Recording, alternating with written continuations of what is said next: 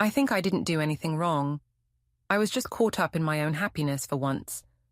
So I was genuinely surprised when the divorce papers arrived at my office on a Tuesday morning, delivered by a courier who asked for my ID twice before handing over the manila envelope that would change everything.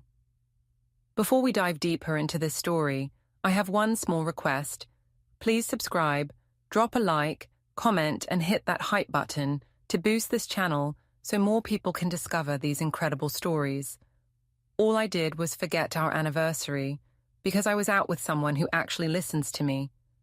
But now it feels like my whole life is on trial, and everyone's pretending I deserve this nuclear response from Owen. Like I'm some kind of monster instead of a woman who just needed to feel appreciated again. The morning of our 10th anniversary started like any other Tuesday.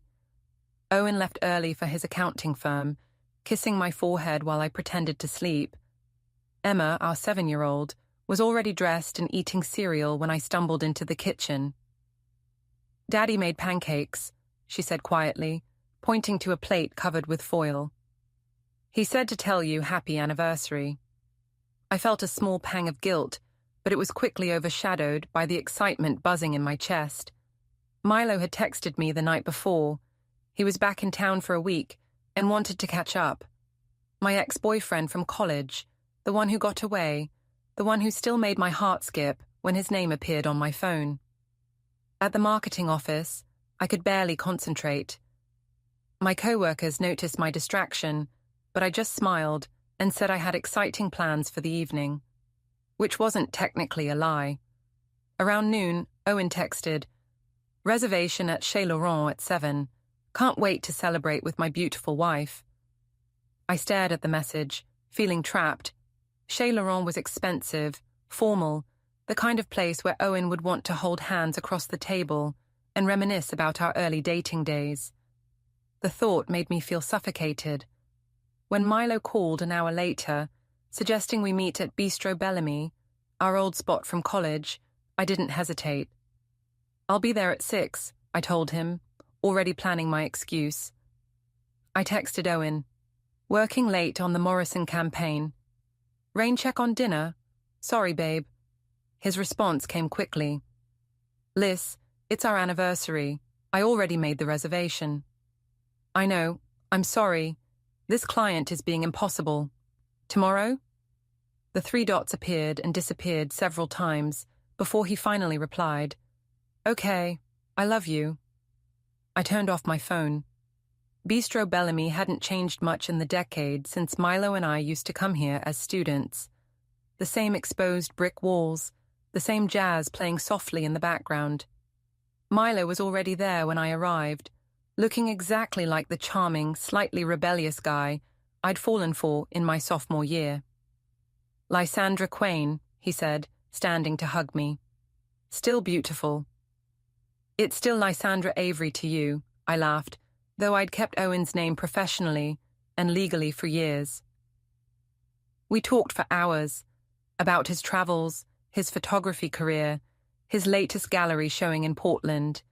He listened, really listened, when I told him about feeling stuck in suburbia, about how Owen never seemed to understand my creative aspirations, about how motherhood and marriage had somehow made me invisible. "You were always meant for more than this," Milo said, reaching across the table to touch my hand. "Remember when you wanted to move to New York, start that nonprofit?" I did remember. I remembered a lot of things I'd given up.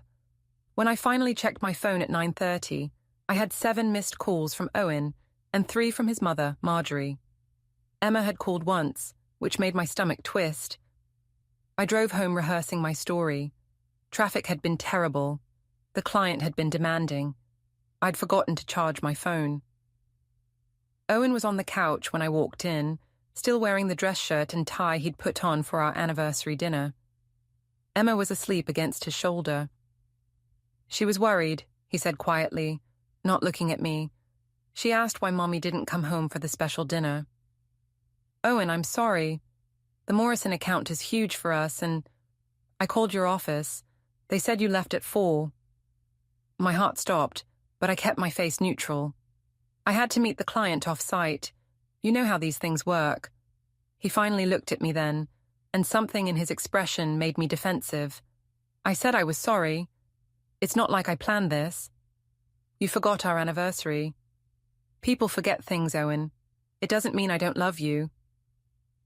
He was quiet for a long moment, then carefully lifted Emma and carried her upstairs. When he came back down, he grabbed a pillow from the couch. I'll sleep down here tonight, he said. Don't be dramatic, I called after him, but he was already walking away. Later, lying in our empty bed, I told myself he was overreacting. Marriage required sacrifice from both people, and lately it felt like I was the only one sacrificing anything.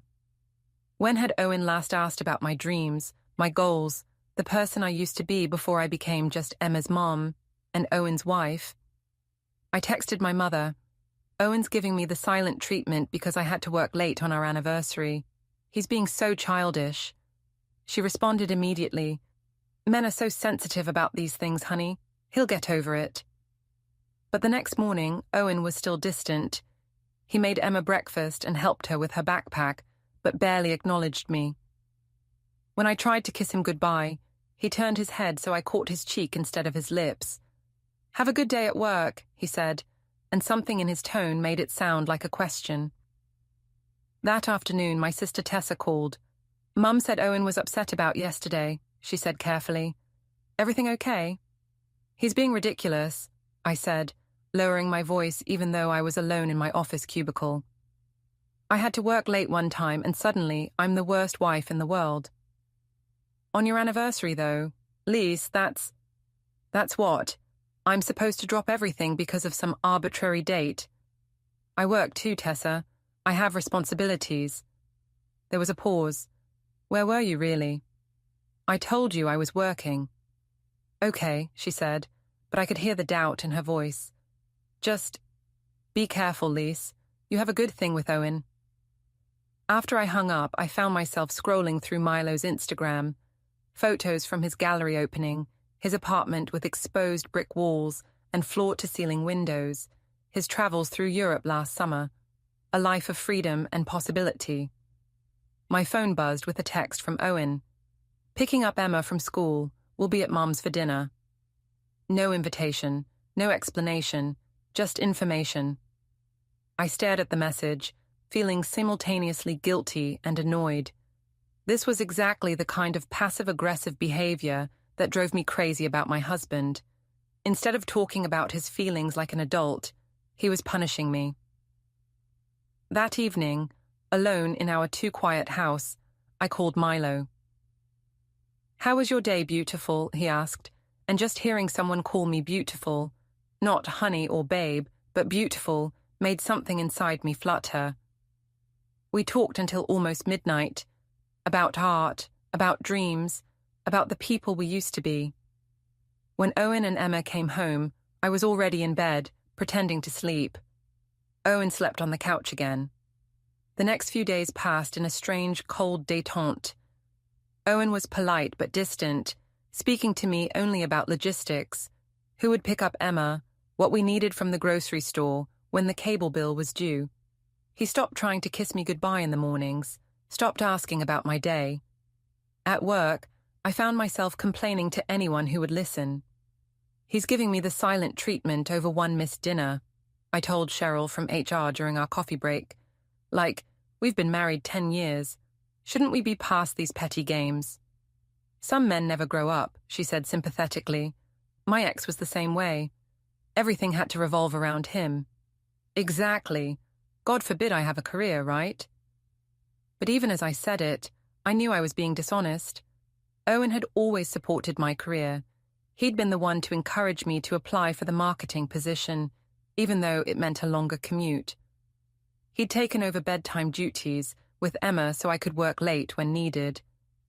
The truth was more complicated, but the truth didn't make me feel better about the growing distance between us. Milo and I had been texting constantly. Nothing inappropriate, just friendly conversation about books we were reading, articles we'd found interesting, memories from college. But I found myself looking forward to his messages more than anything else in my day. When he suggested lunch on Friday, I said yes immediately. Another client meeting? Owen asked, when I mentioned I'd be out of the office. Something like that, I said, not quite meeting his eyes. Bistro Bellamy was busy during the lunch rush, but Milo had gotten us a quiet corner table. He looked good in the afternoon light streaming through the windows, relaxed in a way Owen never seemed to be anymore. You seem happier, he observed, studying my face. More like the girl I remember. I feel more like myself when I'm with you, I admitted, then immediately felt guilty for saying it. That's because I see you, he said simply, not just the roles you play for other people.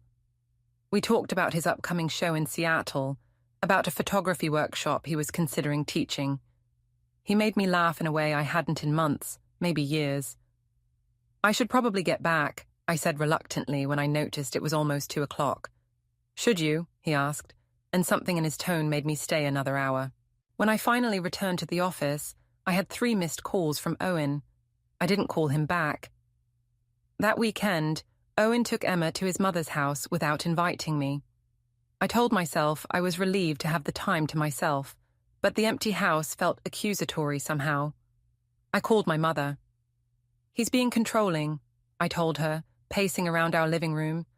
Like, I can't even have lunch with a friend without the 3rd degree. You didn't tell me about a friend, Mom said. Who is this person? Just someone from college. Milo. He's a photographer now, really successful. There was a pause. Milo Hart? Your ex-boyfriend, Milo. We're just friends, Mom. Honey, I'm not judging, but maybe Owen has a right to be concerned if you're spending time with an ex. We're adults, I said, irritated that even my mother wasn't completely on my side. I'm allowed to have friends. Of course you are. I just think, maybe you should be honest with Owen about who you're seeing. After I hung up, I found myself angry at everyone. At Owen for being cold and suspicious. At my mother for not supporting me. At Tessa, who hadn't called all week, which probably meant she was taking Owen's side too. The only person who understood me was Milo. Sunday evening, when Owen and Emma returned, my daughter ran to hug me but seemed subdued. Grandma Marjorie made cookies, she said quietly. She asked why you didn't come. I had things to do here, sweetheart. She said maybe next time. Emma looked between Owen and me with those 2 perceptive 7-year-old eyes. Are you and Daddy fighting? No, baby, I said quickly. Daddy and I are fine. But Owen had already walked upstairs without saying hello. That night, as I was getting ready for bed, I noticed an email notification on my laptop. The subject line was just a date, last Friday's date. The sender was an address I didn't recognize. Inside was a spreadsheet with times, locations, and what looked like expense records. I scrolled through it quickly, not really understanding what I was looking at, then deleted it. Probably spam. But as I lay in bed listening to Owen's quiet breathing from the couch downstairs, I couldn't shake the feeling that something was shifting beneath the surface of our lives. Something I couldn't control. My mother's Sunday dinners had always been a refuge, but this week felt different. Owen had declined the invitation, something about helping his mother with yard work, so it was just me, Emma, Mom, and Tessa. Where's Owen? Mom asked as she set the table. He's been distant lately, I said, settling Emma in front of the TV with her plate. I think he's going through something. Tessa looked up from the salad she was making. Going through something? Lise, you missed your anniversary. I had to work. God, why is everyone acting like I committed a crime? Because you're lying, Tessa said quietly. The words hit me like a slap. Excuse me? You weren't working. Sarah from your office was at the grocery store Thursday. She said you've been taking long lunches, leaving early. She was worried about you. My face flushed hot. Sarah doesn't know what she's talking about. Then where were you? Tessa set down her fork and looked at me directly. And don't say work because we both know that's not true. I felt cornered, defensive. Fine, I was having lunch with a friend. Is that allowed, or do I need Owen's permission for everything now? What friend? Milo Hart, From college. Mum's face went pale. Tessa just stared at me. Oh, Lysandra, Mum said softly. It's not what you think. The words came out louder than I intended, and I glanced toward the living room to make sure Emma couldn't hear. We're friends. We talk about books and art and things that matter, things Owen never wants to discuss. You're having an emotional affair, Tessa said bluntly. I'm having conversations with someone who actually listens to me. I stood up, pacing to the window. Do you know what it's like to feel invisible in your own life? To feel like you're just going through the motions of being someone else's wife, someone else's mother, until you forget who you actually are? So you decided to remember by sneaking around with your ex-boyfriend? I'm not sneaking around. Owen's the one making this weird and suspicious. If he trusted me... You lied to him about working late on your anniversary so you could be with another man, Tessa interrupted. How is he supposed to trust you? I felt tears starting, the frustrated kind that come when everyone misunderstands you. You don't get it. Neither of you get it. Owen hasn't really seen me in years. He sees the mum, the wife, the person who keeps his life organized. But Milo sees me. The real me. Mum reached over and took my hand. Honey, I understand feeling unappreciated, but this isn't the way to fix your marriage. Maybe I don't want to fix it, I said, and the word surprised even me. Maybe I want to feel alive again. The room went quiet except for the sound of Emma's cartoon in the next room. What about Emma? Tessa asked softly. Emma will be fine.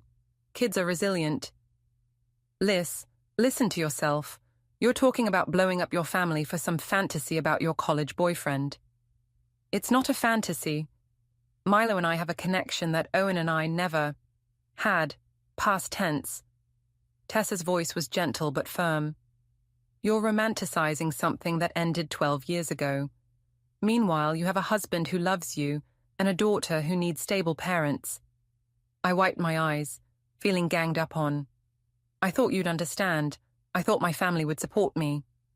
We do support you, Mum said, but not in hurting people who love you. The conversation was interrupted by Emma appearing in the doorway. Mummy, are you crying? I'm okay, baby, I said, forcing a smile. Emma looked between the three of us with that worried expression she'd been wearing more often lately. Is Daddy sad because of me? My heart clenched. Why would you think that? He's been sleeping on the couch, and he looks sad all the time. Grandma Marjorie said sometimes grown-ups go through hard times, but families stick together. I felt Tessa's eyes on me, but I couldn't look at her. Daddy's not sad because of you, sweetheart, I said, kneeling down to Emma's level.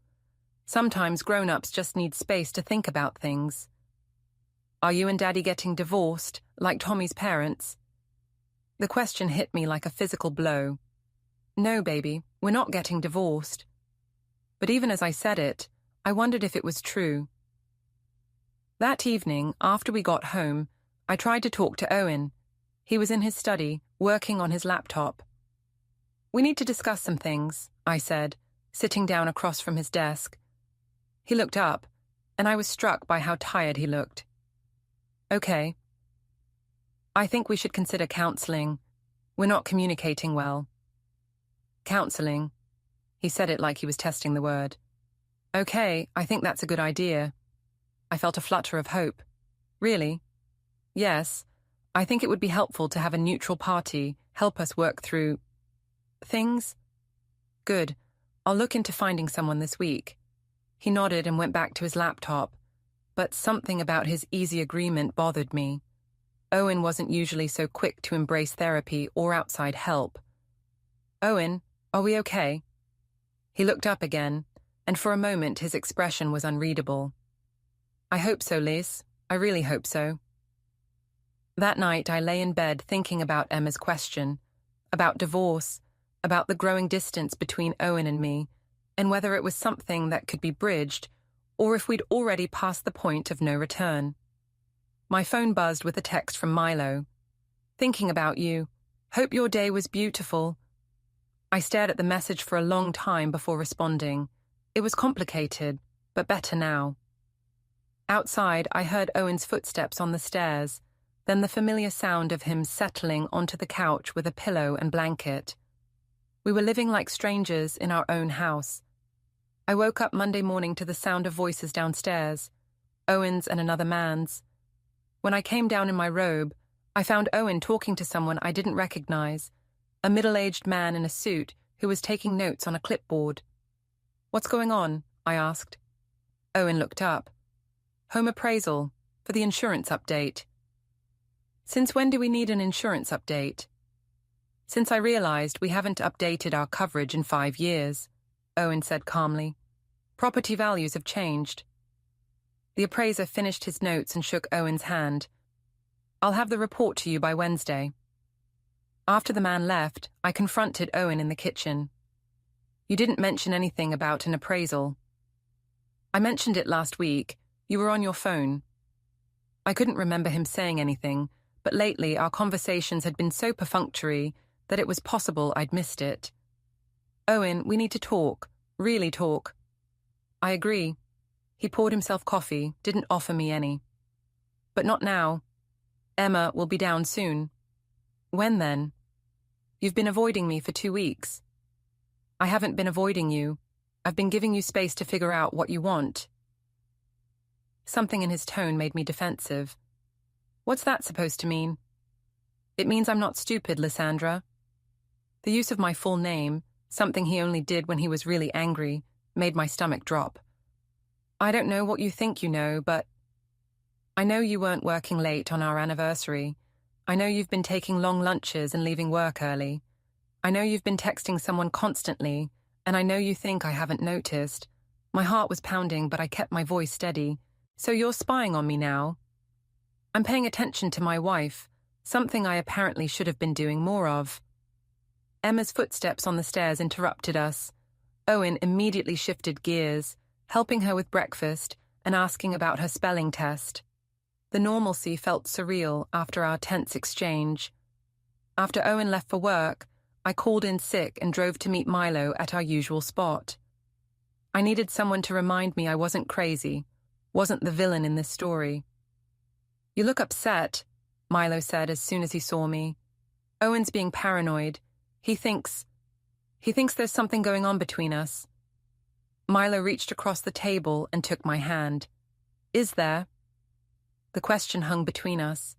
His thumb traced across my knuckles, and I felt that familiar flutter. "I don't know," I whispered. "I do," he said softly. "There's always been something between us, Lise. Even when we were kids, even when you married Owen. Some connections don't just disappear." "I'm married." "Are you happy?" The simple question undid me. I started crying right there in the restaurant, and Milo moved to sit beside me in the booth, his arm around my shoulders. "I feel so lost," I said against his shoulder. "I feel like I'm disappearing a little more every day." "Then don't disappear," he said. "Choose yourself for once." When I got home that afternoon, Owen was already there, sitting at the kitchen table with Emma. She was doing homework while he helped, but the scene felt staged somehow. "Feeling better?" Owen asked when he saw me. "A little." I kissed Emma's head. "How was school, baby?" "Good. Daddy picked me up early and we got ice cream." I looked at Owen questioningly. "Half day," he explained. "Teacher development." But something felt off. Owen never forgot details like half days, and he usually reminded me about them in advance. That evening, after Emma was in bed, Owen and I sat in the living room in uncomfortable silence. He was reading a book, or pretending to. I was scrolling my phone, half waiting for a text from Milo. "Liz," Owen said suddenly. "Yes?" "Are you having an affair?" The directness of the question stunned me. "What? No. Are you thinking about having one?" I set down my phone. "Owen, where is this coming from?" "Answer the question." No, I'm not having an affair." "But you're thinking about it." I couldn't lie to his face, not when he was looking at me like that. "I don't know. Maybe. I'm confused about a lot of things right now."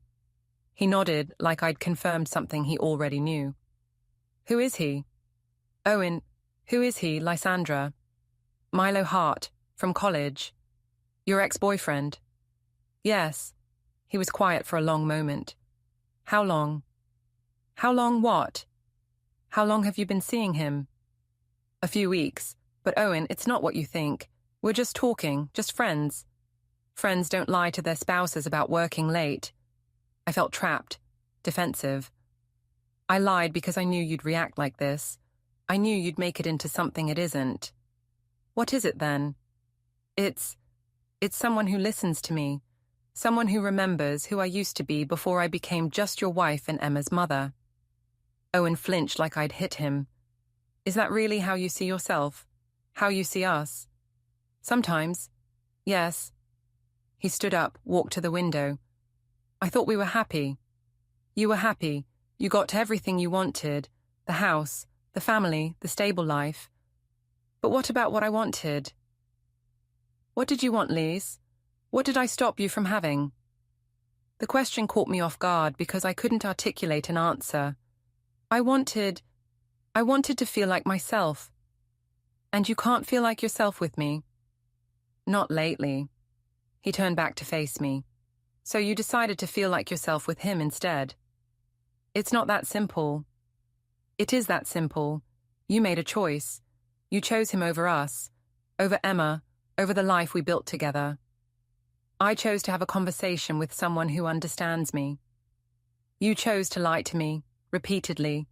You chose to sneak around instead of talking to your husband about feeling unhappy. I felt tears starting again. You wouldn't have understood. You didn't give me the chance. The truth of that hit me hard, but I was too far into this argument to back down. Maybe because I knew you'd react exactly like this, making me feel guilty for having feelings, for needing something more than this suburban prison we've built. Suburban prison? His voice was quiet, dangerous. Is that what our life is to you? Sometimes it feels like it. He stared at me for a long moment, then walked toward the stairs. Where are you going? To pack a bag.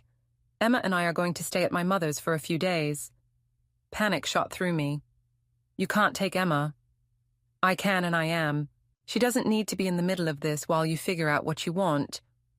Owen, please, don't do this. We can work this out. He paused at the bottom of the stairs. Can we? Because it sounds like you've already decided our marriage is a prison and I'm your jailer. I didn't mean it like that. How did you mean it? I couldn't answer because I wasn't sure myself. I was angry and confused and tired of feeling like the villain in my own life. I'll be back tomorrow to get more of our things, Owen said. I think we both need some space to think about what we really want. What about counseling? You said you wanted to try counseling. I did want to try, past tense. He went upstairs, and I heard him moving around in Emma's room, then ours. When he came back down with 2 suitcases, Emma was with him, looking confused and sleepy. Are we going to Grandma's house? She asked. For a few days, Owen said gently, like a little vacation. Emma looked at me. Is Mummy coming? Not this time, sweetheart, Owen said before I could answer. Why not? Mummy has some things to think about.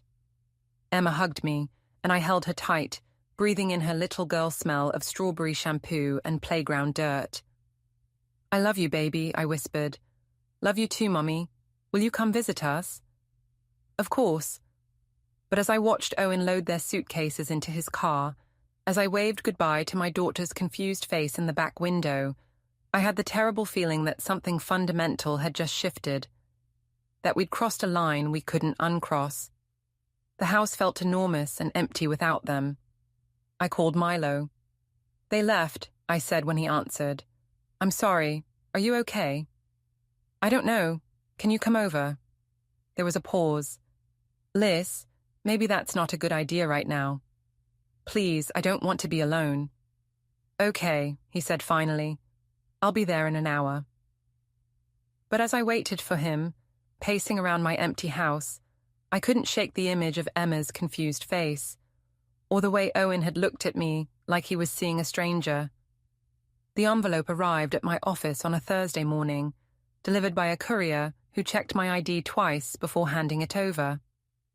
My name was typed on expensive-looking letterhead, Lysandra Quain, in formal black letters. Inside were separation papers and a thick stack of documents I didn't understand at first. Bank statements, printouts of text messages, timestamps, photographs. My hands shook as I flipped through page after page of evidence I didn't know existed. There was a photo of Milo and me hugging outside Bistro Bellamy, screenshots of our text conversations, credit card statements showing charges at restaurants I'd claimed were work meetings, a detailed timeline of my whereabouts on our anniversary night.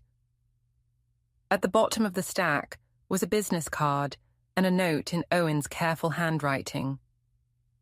Please contact my attorney to schedule a meeting. We need to discuss custody arrangements and division of assets. I called him immediately. Owen, what the hell is this? Legal separation papers, he said calmly. I thought that was obvious. You can't be serious. Over some text messages and a few lunches. Lysandra, I have documentation of a months-long emotional affair, including lies about your whereabouts, secret meetings with your ex-boyfriend, and financial deception. This isn't about a few lunches. Financial deception? Owen, I bought coffee and sandwiches, not... You used our joint credit card to pay for dates with another man while lying to me about working late. That's deception. I felt dizzy. How did you get all this? Have you been following me? I've been paying attention, something I should have done sooner. This is insane. You're acting like I had some torrid affair. Milo and I never even what? The question hung in the air, because the truth was, Milo and I had come close. 2 nights ago, when he'd come over to comfort me after Owen left, we'd sat on my couch talking until almost midnight, and when he'd leaned in to kiss me, I hadn't stopped him. We hadn't slept together, but we'd crossed a line that couldn't be uncrossed. We need to talk, I said finally. In person, not through lawyers. No, I'm done talking. If you want to discuss anything, you can speak to my attorney. What about Emma? You can't just keep her from me. I'm not keeping her from you, but I am requesting primary custody, and I think any judge will agree that a parent who lies and sneaks around isn't providing a stable environment. The line went dead. I sat in my cubicle, staring at the papers, feeling like my life was collapsing around me. My co-workers kept glancing over, probably wondering why I looked like I'd seen a ghost. I called my mother. He's lost his mind, I told her, trying to keep my voice down. He's hired a lawyer, and he's trying to take Emma away from me. Slow down, honey, what happened? I explained about the separation papers, the evidence, the custody threat. But as I talked, I could hear how it sounded from the outside. Lysandra, Mom said carefully, maybe you should get your own lawyer. I shouldn't need a lawyer. This is my husband, not some stranger. We should be able to work this out like adults. It sounds like Owen has made up his mind. That afternoon, I drove to Owen's attorney's office. The building was downtown, all glass and steel, intimidating in a way that felt intentional. The receptionist led me to a conference room where Owen was already sitting with a woman in an expensive suit. He looked different, calmer than I'd seen him in weeks, but also distant in a way that scared me. Lysandra, the lawyer said, standing to shake my hand. I'm Rebecca Chen. Thank you for coming. I sat across from them, feeling like I was on trial. I want to make one thing clear, I said before anyone else could speak. I never had a physical affair. Milo and I are friends, that's all. Rebecca opened a folder and slid several photographs across the table. Milo and me at various restaurants, hugging goodbye, holding hands across a table. In the last photo, we were on my front porch 2 nights ago, and he was clearly kissing me. These were taken by a private investigator, Rebecca said matter-of-factly, along with detailed reports of your meetings, phone records, and financial documentation. I stared at the photos, feeling exposed and violated. You had me followed? Owen spoke for the first time. I had our marriage investigated when it became clear you were lying to me. Our marriage? Owen, I made some mistakes, but you had an affair, he said quietly. Emotional and physical. You lied repeatedly. You used our money to finance dates with another man. You missed our anniversary to be with him. It was one kiss. It was months of deception. Rebecca slid another document across the table. Mr. Quain is seeking dissolution of marriage on grounds of adultery. He's also requesting primary custody of your daughter, with supervised visitation for you initially. Supervised visitation? I felt like I couldn't breathe. I'm her mother. A mother who's been engaging in an extramarital affair and lying about her whereabouts, Rebecca said calmly. The court will need to determine what's in the child's best interest. I looked at Owen desperately. Please don't do this. I know I made mistakes, but we can fix this. We can go to counseling. I offered counseling weeks ago, Owen said. You chose to continue seeing him instead. I was confused. I felt trapped and lonely, and so you decided to have an affair. I decided to talk to someone who understood me. You decided to lie to your husband and sneak around with your ex-boyfriend while our daughter wondered why Mommy was never home. The mention of Emma broke something inside me. She's my daughter too. You can't take her away from me. I'm not taking her away. I'm providing her with a stable home environment while you figure out what you want. I want my family back. Owen looked at me with something that might have been pity. No, you don't. You want the safety net of a family while you explore other options. That's not the same thing. Rebecca cleared her throat. Mrs. Quain, I'd strongly recommend you retain your own counsel. This is moving forward whether you participate or not. I gathered up the papers with shaking hands. This is cruel, Owen. Whatever I did, I don't deserve this. What did Emma deserve? He asked quietly. I couldn't answer that. Outside the lawyer's office, I sat in my car and called Milo. They have photos of us, I said when he answered. Owen hired a private investigator. There was a long pause. Shit. He's filing for divorce. He wants custody of Emma. Liz, I'm sorry, I never wanted this to happen. What am I supposed to do? Another pause. Maybe you should fight for what you want.